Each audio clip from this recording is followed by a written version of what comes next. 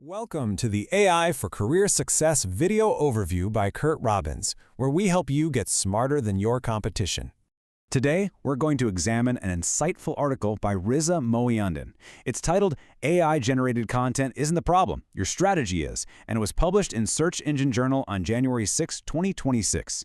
It really gets to the heart of a critical strategic question businesses are facing with generative AI.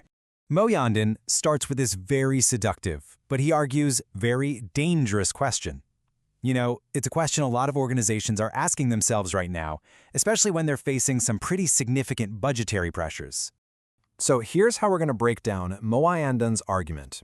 We'll look at the AI content dilemma, a cautionary tale he calls Beeching's axe, the data-led trap, AI as a force multiplier, and finally, this idea of content as critical infrastructure. Okay, let's start by setting the stage. We need to understand the current business climate that makes using AI as a cost-cutting tool so incredibly appealing.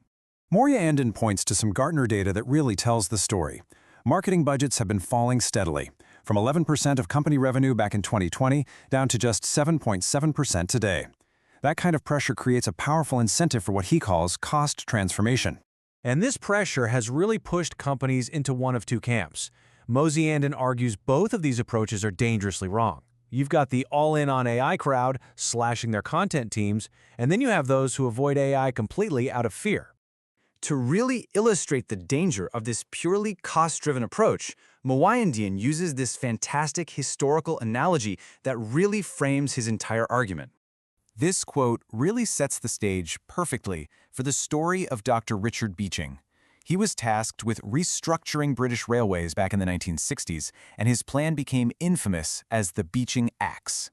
So Beeching's plan was based on a very narrow analysis of profitability. He looked at each route in isolation, which led to these massive cuts to infrastructure. The first step, he closed over 2,300 local train stations. Just gone. And it didn't stop there. The axe fell again, and over 5,000 miles of track were completely eliminated. To put that in perspective, that was about a third of the entire British rail network at the time. And of course, there was an immense human cost. We're talking about almost 68,000 jobs that were lost as a direct result of these closures and dismantled lines. Now, here's Moaiandin's crucial point. The real systemic value of that network, how it connected communities, how it supported the broader economy, none of that was captured in the data Beeching was looking at. And that led to a catastrophic and, in the long run, an incredibly costly mistake. With that historical backdrop, we can really start to understand the central flaw that Moaiandin sees in the logic of just replacing human creators with AI. He argues that Beeching was data-led, meaning he treated his spreadsheets as the whole story. Well, companies that are just swapping out their content teams for AI are falling into that exact same trap. They're ignoring all the value that their metrics don't show, like expertise and trust and brand identity. See, the trap is that AI, by itself, offers zero competitive advantage. Think about it. If everyone is using the same tools, trained on the same public data, then AI-generated content just becomes the baseline. It's not a differentiator. It's just the new price of entry. So, if AI is not a simple replacement for skilled creators, what's its proper strategic role? Well, Moaiandin argues it's a tool to enhance, or multiply, human capability. He points to the legal industry as a fascinating example. A recent survey found that 70% of law firms actually increased their hiring of lawyers after they adopted AI. Why? Because they needed more high-level human oversight to verify and refine what the AI was producing. This is where AI really excels, handling the drudgery, summarizing things, transcribing interviews, creating outlines. This frees up your human creators for the high-value strategic work that AI simply cannot do, like generating truly new insights or demonstrating real expertise. And this brings us right back to that central analogy of Beeching's axe. The idea is that your content strategy shouldn't be viewed as a discretionary cost. It should be seen as essential business infrastructure.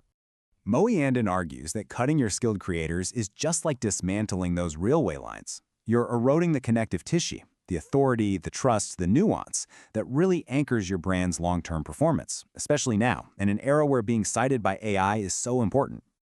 So in the end, Moaiandin leaves business leaders with a really provocative final question to guide their strategy. It forces them to stop and think about the long-term consequences of these short-term, data-led decisions. Thank you so much for watching. This is where we teach you AI and help you get smarter than your competition. If you find these videos valuable, we hope you'll subscribe to the AI for Career Success YouTube channel, and maybe consider using the QR code to buy us a coffee. And please, be sure to like, comment, and share this with others. It really helps us reach a wider audience. Thanks again.